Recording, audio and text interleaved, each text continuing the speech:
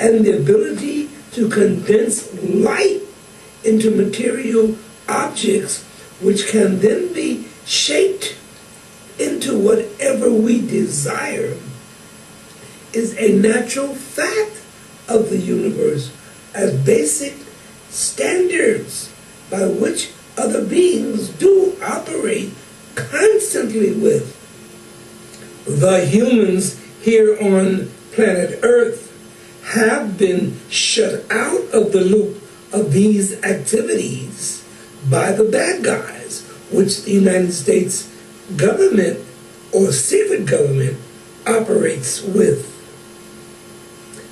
These bad guys do not allow us to know how the creation really operates.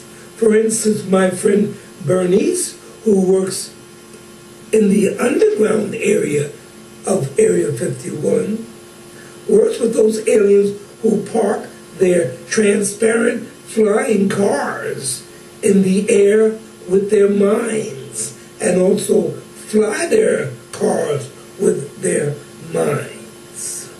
Mental energy is what they use to fly their cars, as opposed to obsolete fossil fuel.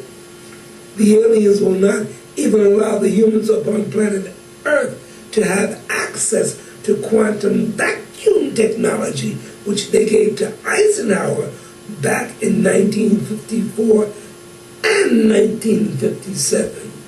Squeeze the humans, keep them at one another's throats, so that we can easily engage them in war activities on a constant basis, so that we keep the masses in a constant state of fear, is their agenda.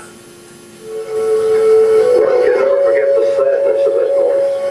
Chief John Ross led in prayer, and when the bugle sounded and the wagon started rolling, many of the children rose to their feet and waved their little hands goodbye to their mountain homes, knowing that they were leaving them forever.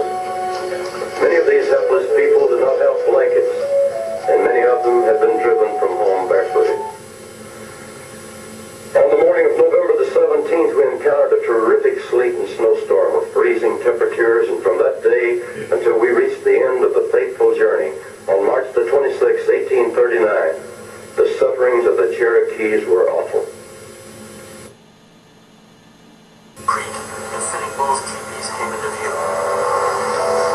A scattering of warriors were riding at the beacon. Suddenly, Reno ordered his men to halt and dismount. They formed a firing line and began shooting into the village. He became convinced that Custer had ordered one. He was putting brakes to it, literally. And unfortunately, what happened is that all of the fear and panic that he had flowing into that village began to flow the other way. Watching Reno's men pause, a mounted Sitting Bull sent his nephew and another warrior to see if the soldiers would negotiate. But they were fired upon and badly wounded. Then Sitting Bull's favorite horse was killed. Now my best horse is shot, he cried. It's like they have shot me. Attack them.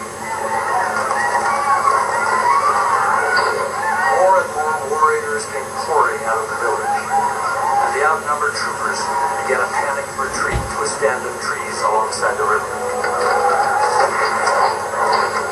See, what happened is those bastards did not know that that was a stronghold of those Cherokee Indians, and they took their ass up in that Custer. This is where he got killed at. Battle, I think it's, well, I don't remember the name. I won't even try to call it, but I think it was called Little Bighorn. I'm not sure. But what happened is they told him, they say it's not just Cherokee in there. You have Sioux, you have Crow, you have everything in there. These bastards have went around and masqueraded. I mean, and massacred so many villages and raped so many women and took so many small women as slaves. And that's what they wanted, the women. So he went in there to try to get the women in the gold, but he went in there and he got his ass kicked because they told him, you better not go down in that valley. There's a whole lot of them damn braves down there. He took his ass down there anyway and started shooting those people, and they went out of it. They came out of the woods and killed all those damn crackers.